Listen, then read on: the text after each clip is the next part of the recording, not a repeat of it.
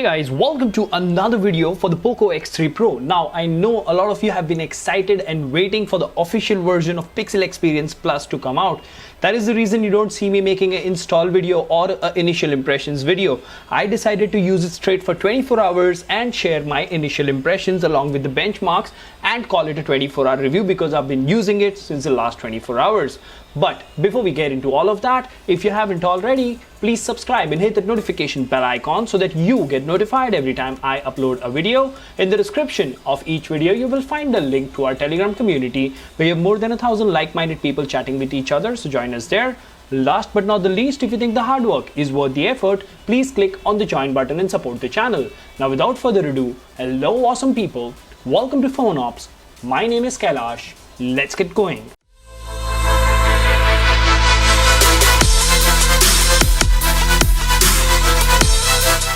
Alright, so before we actually begin the video, I have a humble and a small request. We have more than 80% views coming from people who are watching our videos but have not subscribed. And if you have subscribed, please also hit the notification bell icon, because subscribing and hitting the notification bell icon doesn't charge you or doesn't cost you anything, but it really motivates us and helps us grow to bring you amazing content like this. Now back to the topic. What do we have here? Pixel Experience PE Plus official ROM are based on OSS vendor, compatible with Vayu and Bhima both. That means it will work with the international and the Indian variant as well. Now this of course is based on Android 11 and it has been updated on the 10th of September 2021, which is like 3 to 4 days back. Now what does the device changelog have to say? Initial official build, September security patch, WFD fix, added screen refresh rate toggle, minimum maximum, kernel merged tags, so the latest kernel has been merged. Notes, SE Linux status is enforcing, so from a security point of view that is pretty amazing. Safety net passes out of the box, so you don't need to worry about your banking application.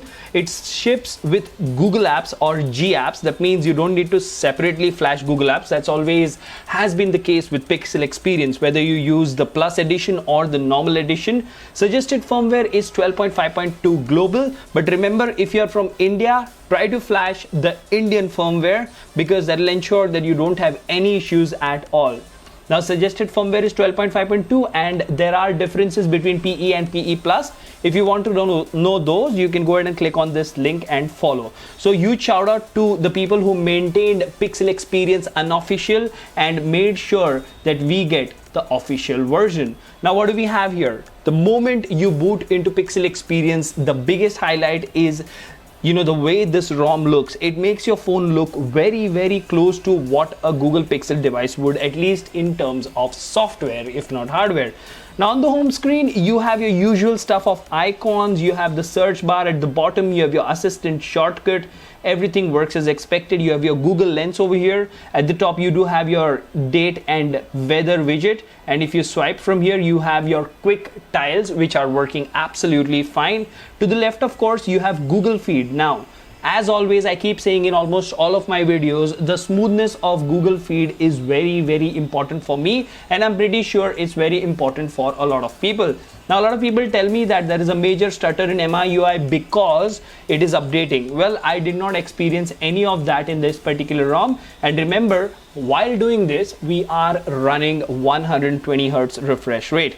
Now, when this ROM boots for the first time, you don't really have a lot of applications, even in the Plus version of this device. Now, you do see that you do have support for FM radio. So that is something really neat, although I've not tested that. And talking about the inbuilt camera application, you do get a very simple and basic Google camera application, which works as expected.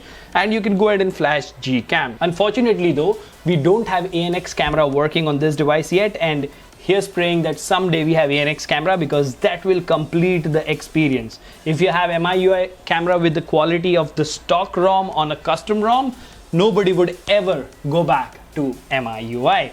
Now, talking about the overall UI smoothness, that is what matters to me. The moment I boot into a ROM, I will check the benchmark numbers later, I will check the gaming later. The first thing that I will see is how smooth is it, because in a day at least 100 times you're going to go to maybe settings or a different application, you're going to scroll through your contacts and a ton of other things, and I'm happy to report that even in the official version the smoothness is there. It is absolutely fluid, it is pretty decent, and you won't have any disappointment if you compare the smoothness with other ROMs.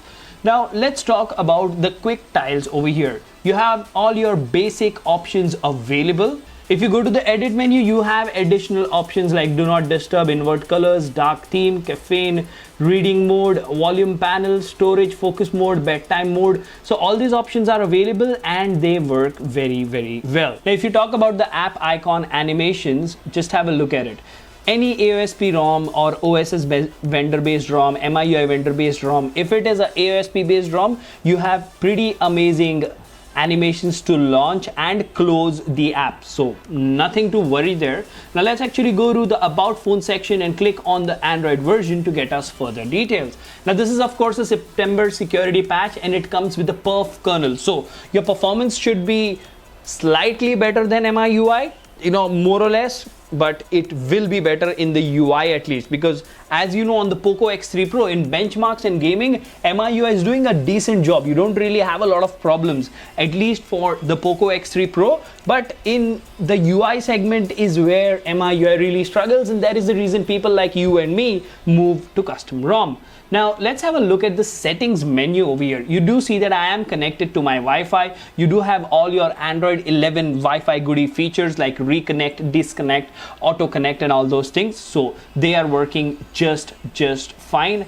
The data, connectivity, calls, everything for me is working as expected. I have not tested carrier video calling, so you're gonna have to test that for me, and maybe if I'll do a full review, I'll go ahead and share that information. Now apart from this, you have your usual stuff like connected devices, apps and notifications.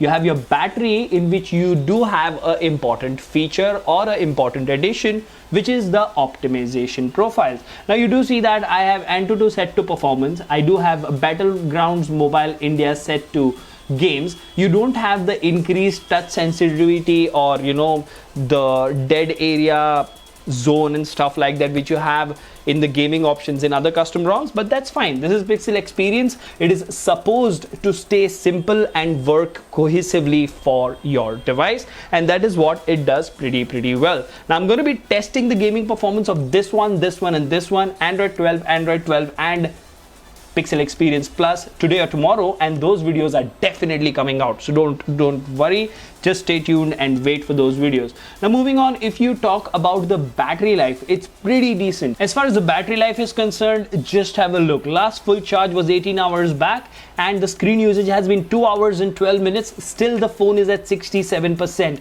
I did use BGMI for 34 minutes and Call of Duty for almost an hour, and I did a benchmark. So that's pretty much, hardcore gaming performance. Of battery life is pretty decent. The battery life is pretty amazing. It is better than stock MIUI is what I can say at this point. And if we talk about the charging speeds as well, they are pretty decent. As you can see over here,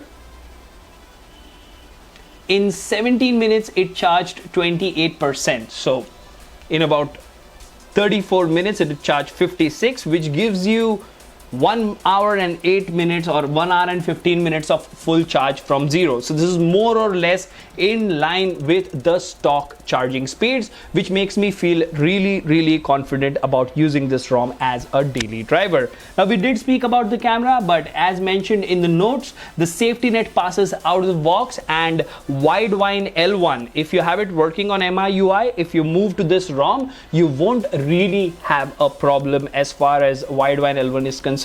So let's face it here before we actually go ahead and talk about the benchmark numbers. That will give you a pretty clear idea should you flash this ROM or not. So first things first, There are no app crashes, there are no random reboots, there are no major issues. Camera, you can go ahead and install Gcam with a proper XML that suits you, and you should be just fine if you can adjust with that. Apart from that, you can watch your Netflix and Amazon Prime in HD. They work just fine. Because this is SE Linux enforcing, because this has safety net passing out of the box, and one additional measure of security over here. If you actually go to settings and you go to about, device is certified in Play Protect. That means your banking applications are safe, they are secure, and they work just fine. So, all in all, if you ask me, you can definitely use Pixel Experience Plus or the normal Pixel Experience as a daily driver now that it is official and it will receive regular updates. Now, as I have been saying always, to me it doesn't make any sense to go to each and every option, but I will cover the important features. For example, if you go to system, you do have gestures over here, right? So under system navigation, you have different types of gestures, and quickly open camera. To quickly open camera, press the power button twice, so that gesture is there. Prevent ringing, power menu, advanced restart, so you can go ahead and enable that. Swipe to take a screenshot, a very important feature, right? And also talking about the multitasking over here, just have a look how fluid this is. If you go ahead and look at the screenshot option over here, works like a boss. At the same time, if you talk about the select option, works like a boss. And if you click on this, you do have the split screen option working perfectly fine, so nothing to worry there. And you saw how smooth, how cohesive the transition from the multi-window to the normal window has been. Now, take this with a grain of salt, because I'm not saying this ROM doesn't have any bugs. It might have a few bugs, but in my 24 hours, it has been performing really decent. Now to the important part. Let's move on to the benchmark section and let's see what numbers we have. The first thing that we will test is CPU throttle test. So let's have a look at the numbers.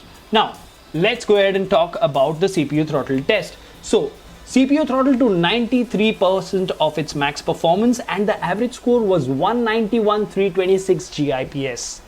Now, it doesn't get better than this. So far, my impressions for this particular ROM have been pretty great. The throttling test is looking great. Let's have a look at Geekbench over here and let's see what Geekbench has to say. 762 single core, 2563 multi-core. Not a bad score by any means at all. Now let's talk about Antutu benchmark over here. 559,221, a pretty solid score there. So all in all, Pixel Experience Plus official is doing a great job on this device. You can definitely try it as a daily driver because it's giving you the best of everything. It's giving you wideband L1, it's giving you banking applications, you can install Gcam and enjoy a good camera experience, and you have good gaming performance, good charging speeds, and a good battery life.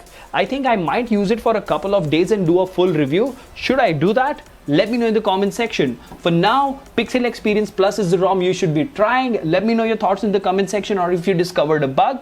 Until the next one, this is Kailash signing off at PhoneOps. Keep smiling. Take care. Goodbye.